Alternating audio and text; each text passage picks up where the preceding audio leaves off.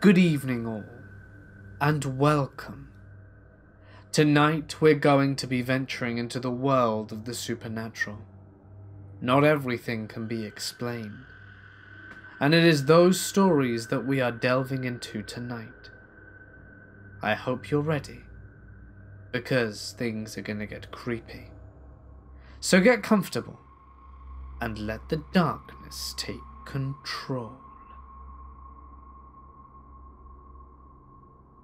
In spite of the fact that I have had several personal paranormal experiences, my mum has never been a believer. I think that might be changing though.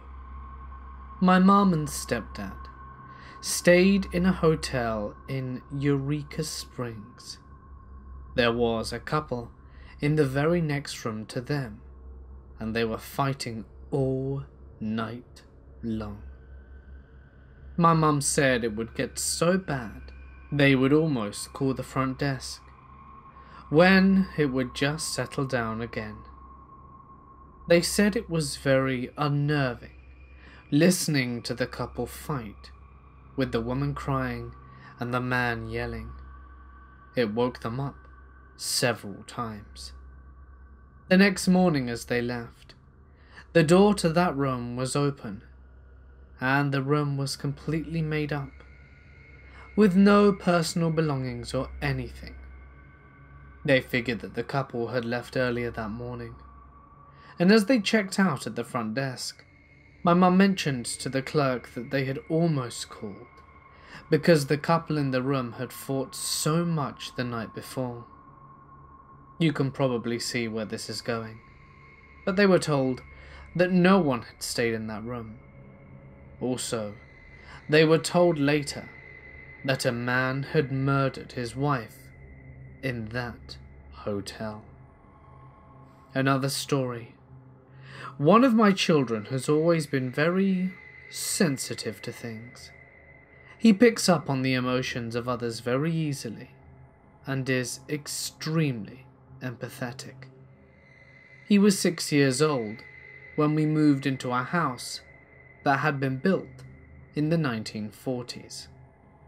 The house had one owner, the couple who built the house, and they lived in it until they died, and then we bought the house from their kids. Obviously, we didn't tell our young children that the previous owners had died. During the course of buying the house, we met the two daughters, and they never mentioned another sister. But they mentioned at one point that 3 girls had shared the smaller of the 2 bedrooms. When we moved in, we took the smaller bedroom and gave what had been the master bedroom to our 2 little boys. Right after we moved in, I was in the basement with the boys when my older son, the sensitive one, kind of yelped and ran out from behind the staircase and said, "There's a little girl back there." I figured that he had seen a shadow vaguely shaped like someone, but asked him what she looked like, and he said, "She has short blonde hair like Katie, and she has a dress with pink and yellow flowers, and she has bare feet, or was maybe wearing flip-flops."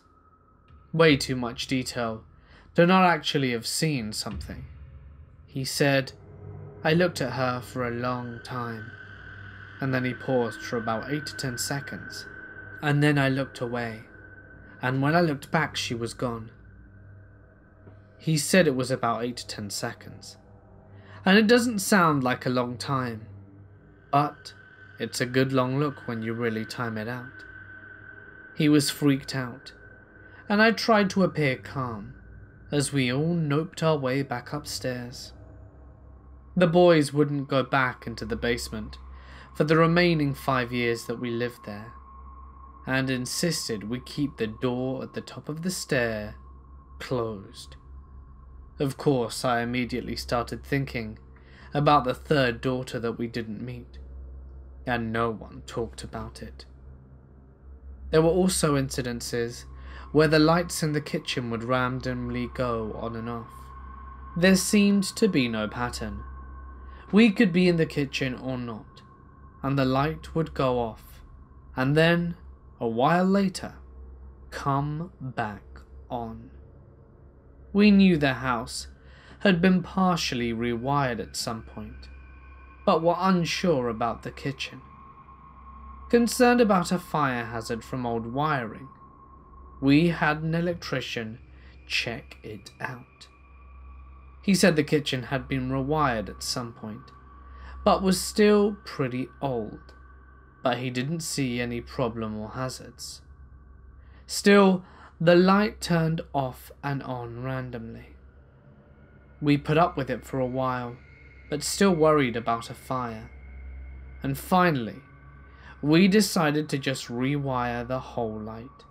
The switch was in an inconvenient place, so we had all the wiring to the light redone. The light still went on and off randomly, but at that point we felt that we had done all that we could. On another occasion, my sensitive son told us at different times that he had seen an old man and an old woman. He had a lot of detail, just like with the little girl. The old man in a suit with old-looking shoes, and my son said he was smoking one of those kind of cigarettes that you make yourself that's skinnier at the ends. We wonder where our son had learned about joints, but it turned out he was trying to describe a cigar. He said the old man walked into his closet, then disappeared. The old woman he had seen in the hallway, and said that she had a white button-up shirt on, and had the sleeves rolled up, and she had pens in the shirt pocket. Many times, the house would suddenly start to smell like someone was cooking bacon. It was a very strong smell. We rarely made bacon at the time, and it was way too strong to be a lingering odor anyway. We got to where we would just say, "The old lady is making bacon again," and go on with what we were doing. The only scary thing that happened there was once where my son woke up in the morning and told us that someone had slapped him across the face while he was sleeping. He hadn't come to get us right when it happened, so we couldn't look for redness. Then a couple of weeks later, I was sleeping on my stomach and was woken up by what felt like exactly someone punching me hard right in my butt cheek.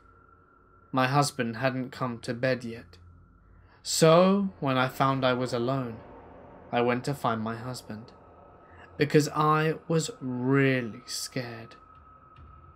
While I was telling him, I remember my son saying that he had been slapped, and I became damn near hysterical. But I just had surgery and was on medication, and have sleep apnea, so we wrote it off as having to do with all of that. But I swear, it really felt like I got punched. We ended up moving, not because of the ghosts or whatever. The house was a money pit. But after we had our stuff moved out, we were doing some repairs in the house. My brother was helping and had bought his dog, and his dog absolutely refused to go into the boys' bedroom and the basement, even when we were all there. We would try and call him in, but he would just cower on his belly and not move. Oh, and about the third sister. One day, I was out in the yard gardening, and she stopped by. It turned out she lived on the same street, but her and her other sisters had a falling out. She stopped to tell us that the house looked nice, and asked for a cutting of her mum's rosebush. So, I have no idea who the little girl in the basement was. When I was about 14 or 15, my family moved into a seemingly normal, cozy home in Savannah, Georgia. We were a family of 4, just my parents and older sister and I. It was a really nice place. It was a really nice place at first. We had a generous amount of space throughout the home. There were beautiful hard wood and carpeted floors, and a great backyard. We thought it would be the perfect place to live in, but we were very wrong. We would end up moving out of that house after living there for just a single year. It was quiet at first, nothing out of the ordinary, and it stayed that way for a little while. However, after about 2 or 3 months of living there, strange occurrences and events started happening. They started off as simple as things not being where we left them, to hearing footsteps and knocks in the night, and eventually seeing actual apparitions. Before I tell the next part, it's important that I explain the way that our entertainment room was set up. The room was at the end of the house on the 2nd story. It only had one doorway. So the only way I could get out of that room was by going through that door. The room exits onto a hallway where you can either go left or right. Going right would lead into the kitchen and the rest of the house, while going left would lead into my parents' bedroom. Anyway, there was one night that I will never forget, and it is the night which drove me to set up our family camera to try and record some of these occurrences. It was the summer of 1994, sometime in June. I was up late playing Super Mario World on the SNES, in the entertainment room. As I was contently playing my favourite game, I suddenly felt a blast of cold air pass over me, which was weird, as it was just the beginning of summer, and our AC was not the best in that house. I looked up from the TV to see that the door was fully open, when I remembered having shut it most of the way prior to getting on the gaming console. That sent shivers down my spine, but I mustered up the strength to go over to the door and shut it all the way this time. After shutting the door, I returned to the console to resume gaming, but it wasn't until about 5 minutes after that I started hearing a rattle coming from the door. I looked over immediately to see the door fling open. I was paralyzed with fear. The controller dropped out my hands. I froze for a solid 10 minutes, fearing that someone or something with ill intent would come through it. After about 15 minutes of nothing else happening, I summed up all my remaining courage and crept to the doorway to check it out. When I got to the doorway, I could hear a faint footstep coming from across the house. My heartbeat started racing, my breath narrowing, but I decided to peek out of the doorway to see if it was one of my parents, or maybe my older sister playing a cruel trick on me. But no, what I saw was far worse. Looking to the right of the hallway, I saw a black mass, just hovering at the end, and then it started making its way towards me. I let out a loud scream and bolted left to get to my parents' room. I remember bursting through their door, waking them up and shouting about what I had just seen. My mother sprang up and looked perturbed, while my father grumbled, and eventually sat up to listen what I was trying to say. I looked behind me, and there was nothing there anymore, thankfully. My mother explained to me that she had also been experiencing weird occurrences, and had an overall off-put feeling about the house. My dad was somewhat of a skeptic, but didn't disbelieve me. After that night, I was dedicated to capturing events like this on tape. I set up our family camera in areas around the house that felt the weirdest or where previous occurrences had happened. It took me a while before I finally captured something. Allow me to preface. I am a 32-year-old female, and I have been working in real estate for the last 9 years. It's a job that I had been looking forward to for a long time, and was very glad that with the connections my father had, I was able to get into a business very quickly. So, on to the story. There was a house in the town I live in that had someone die in it. I wasn't very familiar with this person, nor did I really care much, to be honest. People come and go all the time. What can you do? So, that house went on the market. I wasn't the person dealing with that house. It was someone else. And it was quickly snapped up at a reasonable price by a young couple. But about 5 years later, that house came up on the market again.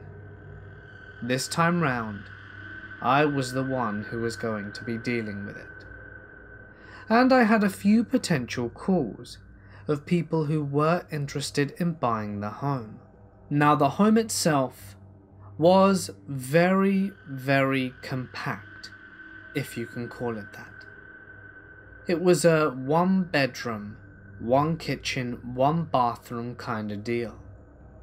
It was a house, but it wasn't very big. I'd say it would be enough for 2 people, and that would be it. It would be the kind of home that you'd move into if you just started living by yourself. It was a bit of an awkward house, to be honest, but it was there to be sold, and I needed to do my job. I had a few calls. It was a Wednesday, and all manner of people were arranging slot after slot to have a house viewing. It worked out quite nicely for me. So I arrived about 40 minutes earlier than my first slot in order to have a good look at the house, because I'd been quite busy those last few weeks and hadn't actually got a chance to see it beforehand. I really needed to know what I was talking about, but I had all the paperwork, so I already had a good idea of what it was going to be. Once you've sold one house, you've sold them all. At least when you've got a fair amount of experience anyway. So there I am, looking around and having a peek through the house, going through my little pamphlet and just making sure that all the right boxes are ticked and there's no misinformation that will trip me up when trying to make a sale. I'm feeling pretty good about this, when all of a sudden, I think I hear something. I go to the front door, but before I reach it, coming round the corner, is a woman. The woman looks to be in her mid-40s or early 50s. She was wearing a rather odd pink and green floral dress, and quite interestingly, wasn't wearing shoes. I look up and down at her and think, my God, she's early, and assumed that she'd taken her shoes off before entering the house. So I try and greet her as politely as possible. Oh, hi. I'm sorry, I wasn't expecting you for another 20 minutes. Oh, and there was no need to take your shoes off. The woman kept on walking, and I was a little bit confused, but tried to catch up with her. "Oh, I see you're very eager to look at the house. It's certainly one of a kind, perfect for someone single, or perhaps a couple," I say, just as I'm rounding the corner. I look around, and she's not there. I'm getting quite confused now. What? So I start calling out, "Hello, ma'am?" The house was miniature. There was literally nowhere for her to go. Seriously. I think maybe through some kind of miscommunication in my eyes, she may have slipped to the bathroom. I try and convince myself of something that I know is complete horseshit. But still, I go and check. I take about 6 steps before I'm at the door, which just swings open when I put my hand on it. And lo and behold, nobody is in there. This is the point where I start freaking out. I look in a frantic pace around the house, making sure that she hasn't hidden in a cupboard or something, or maybe behind the sofa.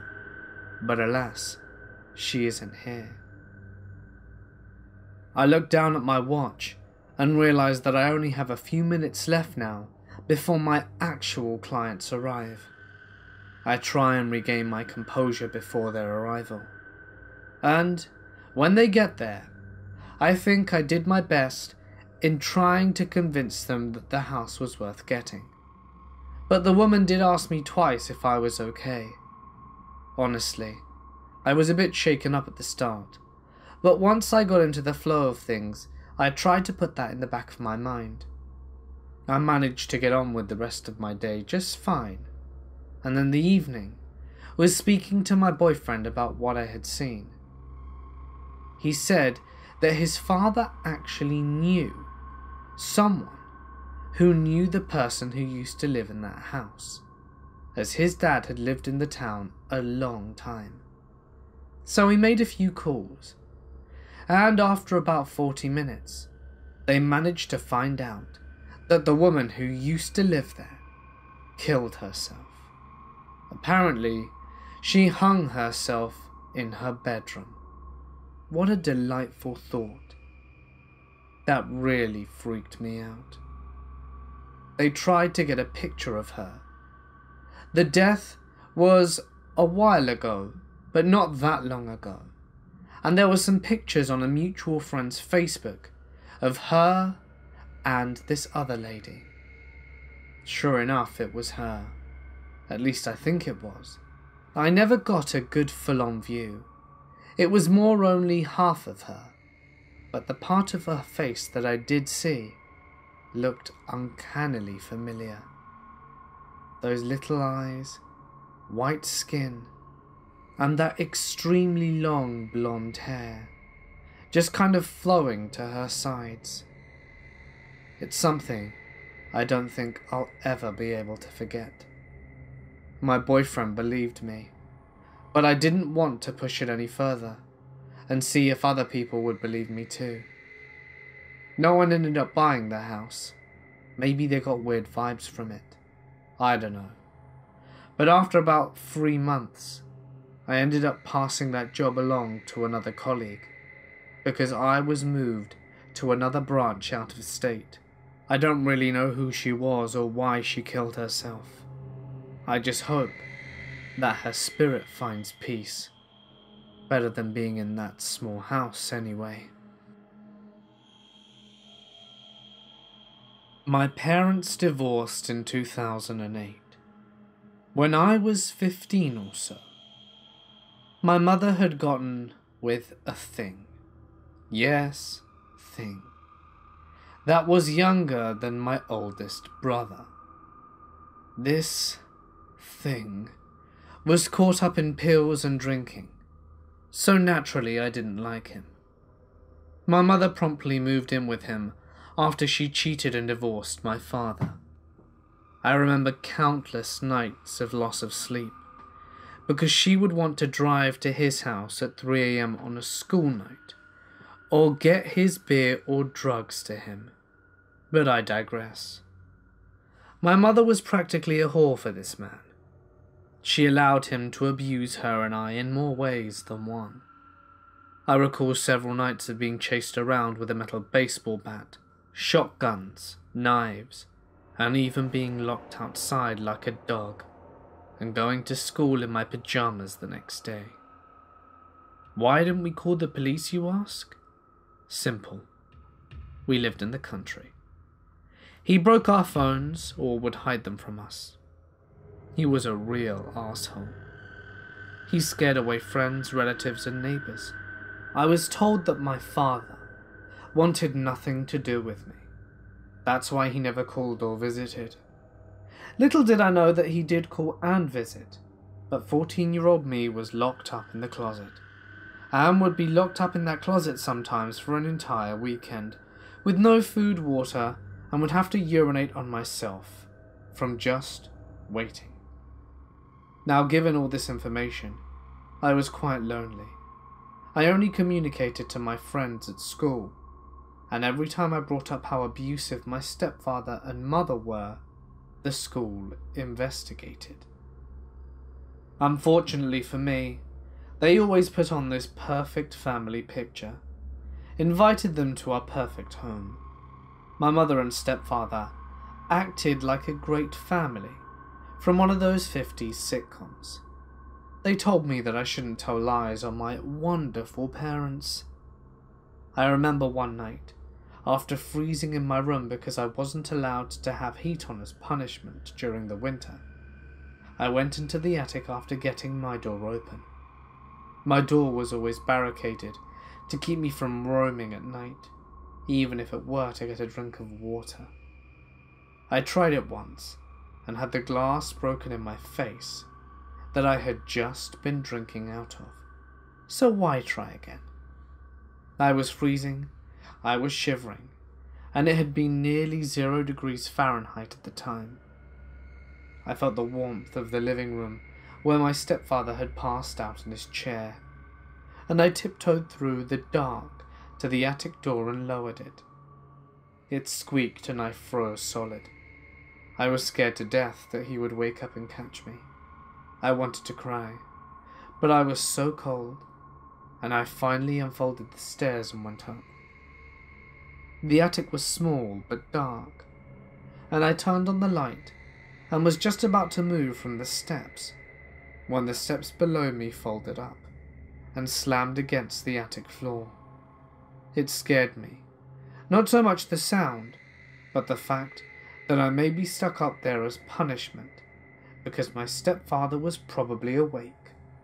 No telling what would happen when I got down. Will it be metal bats, being locked outside, or child's play to him, hiding beside my bed, waiting for me to sleep so that he could touch me? I obviously didn't sleep well at night. No one believed me on the touching, him waiting for night so that he could get under my bed. I will never wear those red kitty pajamas again. Anyway, back to the attic.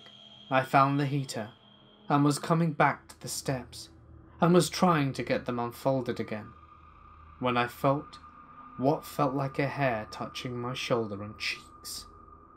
Now I had short hair to keep my father from using it to grab me. Now I had short hair and had it to keep my stepfather from using it to grab me. I loved long hair, but didn't have it at this point. Where was this feeling coming from? I started to look around when I saw this dark flowing mass, like hair almost, wrapping around me. The light bulb blew, darkening the entire attic. I tried to scream, but couldn't. I couldn't make a sound.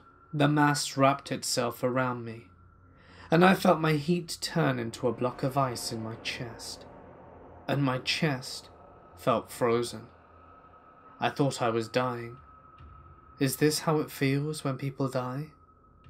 I started to panic hardcore, but again I couldn't move.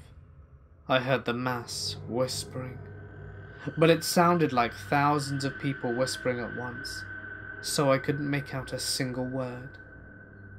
Finally, the attic steps flew out from under me, throwing me and the heater to the floor. I laid there awake, paralyzed from fright.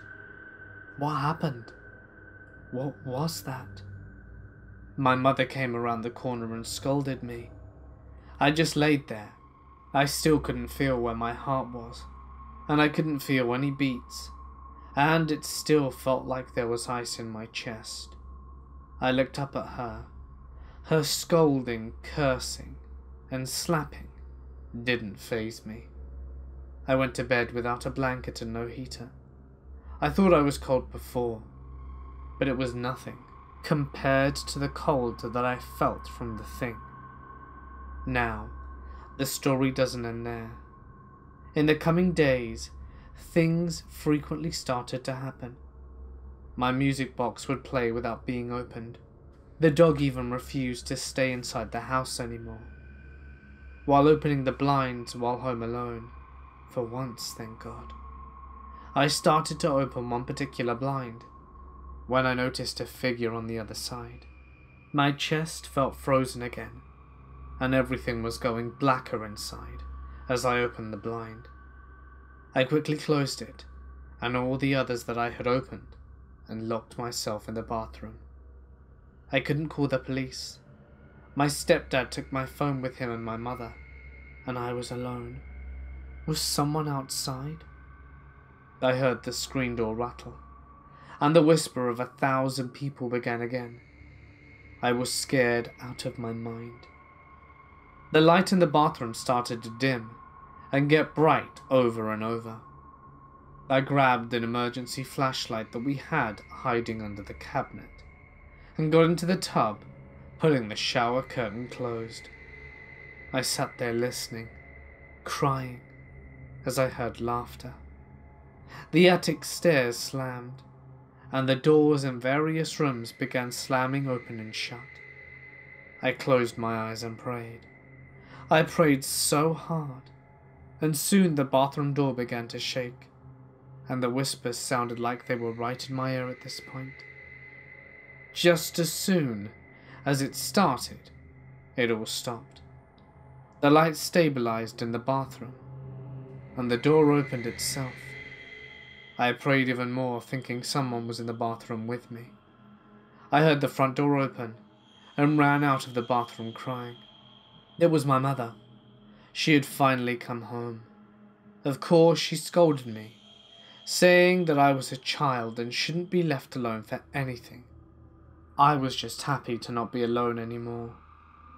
I got counselling, and still go to counselling from the abuse I suffered. I have PTSD, anxiety and depression, but I'm happy overall, I suppose. I now have a 2-year-old, and I worry about being like my own mother, but I figure I won't be that way at all, and I know if my daughter goes through anything similar, I'll be there for her, paranormal or otherwise. My counsellor insists I'm no schizophrenic, since I've never displayed any symptoms. So whatever was in that house, whatever attracted to the abuse possibly, was it attracted to the abuse? Possibly. Was it trying to possess me? Maybe. Because I was angry and abused? Was it trying to kill me? Was it trying to be merciful and end me? Who knows? I'm just glad I left. Granted, it was because my mother threw away my 14-year-old self after telling her about the rape. But now, I see it was a godsend. So to the thing in the house. Please stay the hell away from me. When I was about 9, my parents and my grandfather bought a pub in our village. The building was quite old, and used to be stables in the 1900s, and were a couple of 100 years old. I have more than one story about this pub. The two waitresses were smoking outside the pub looking in. My granddad walked past and saw a small white-haired old lady. He thought she must have thought the entrance was round back, so he went round the back and he couldn't find her. He went to the two girls, and one of them asked if he was okay and said that he looked ill. He asked where the lady went, and they said, "What lady?" thinking that he was joking around. To this day, they still do not believe him. So my mum and dad were working late one night and were just about to close up. They bought themselves a drink and sat at their bar and had a conversation. They said they heard footsteps upstairs and ran and locked the doors as there was no one else about. So, on another occasion, my parents are locking up again at about 2 a.m. They turn the upstairs light off where they think a ghost is. They went downstairs and do the same. Turn left, looked upstairs, and from outside the light was turned on. My father said he didn't want to deal with it, so they left. Now in the pub, there were rooms in the upstairs because soldiers slept there in the wall, and my granddad lived there, and he said on countless occasions he heard something. But the thing that creeped him out the most was the office. In the office was a desk with an old cupboard with files in it. He said whenever he opened the cupboard, it went really cold in a heated room. The grand discovery, though, was that of an ancient fireplace. Maybe it was part of the stables. I guess we'll never know. But it wasn't the fireplace that was so disturbing. It was what was in it. They found, what they told me, was demonic memorabilia. Stuff that satanic worshippers used to summon the devil. One of these included a horseshoe, although I'm not so sure about the relevance of it. They said that they were told to dispose of everything and incinerate it, that it would be best not to deal with the supernatural. This was a few years after they purchased it, and just happened to be doing some renovations to a wall. Obviously they weren't impressed. A few years later, a local taxi driver was in having a pint. He said that he needed to use the restroom.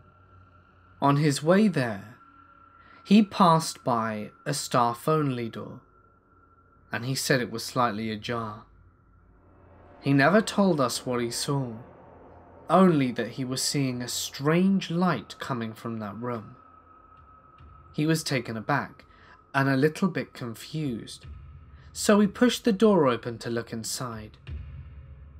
When we asked him what he saw, he said he could never repeat what it was, but that he was absolutely terrified. So terrified, in fact, that he left the pub that very moment and had never stepped foot in it again.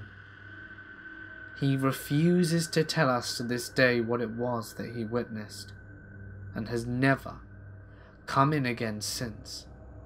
He always asks his passengers to make their way to outside the pub.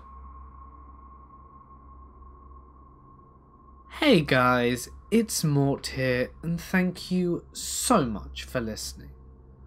I hope you enjoyed tonight's video. I certainly love paranormal stories, and if you do too, be sure to press the little bell icon right after you subscribe, drop a like, and leave a comment down below with your thoughts, as it makes a huge difference, and I love receiving your feedback and what you thought of the video. It really does mean a lot to me. I also wanted to address something I want to apologise for the amount of compilations I've been putting out, and missing a few days. I've been working on something very big. I can't reveal what it is quite yet, but my guess is that by next week, the end of next week actually, I should probably be done, and just a few days after that, I'll probably be able to tell you guys what exactly it is. And then you'll understand and hopefully you'll like it. But that's the best I can give you for now. Sorry guys. It's just taken a lot of time, and doing bit by bit every day leaves me absolutely exhausted. But I've done the majority now, so it's just little bits that don't take up as much time. So again, I'm sorry for the compilations, and we're not going to have another one in a long time. So don't you worry. Fresh stories from here on out. I also have a question. Do a lot of you guys not like them? I was tempted to put a poll, but I thought it might be too much. Thought I'd give you the choice of story. Would you rather me not do a video than a compilation, or still make sure that you have your nightly terrors and put out a compilation, or just would you rather there be no video? Just for future reference, if I know, that way if something happens, if I'm too tired, then I just won't put out anything. But if you're cool with that, then, you know, great, and I'll do it. But I really do need your feedback, so please let me know. If there's a story that you wish to share, all that you need to do is send it to my email or my Reddit. And just please make sure it's paragraphed, has plenty of punctuation, and has lots of description, as it helps with reading. But anyway, for now guys, I'm going to sign off. Stay awesome, and I'll see you in the next one.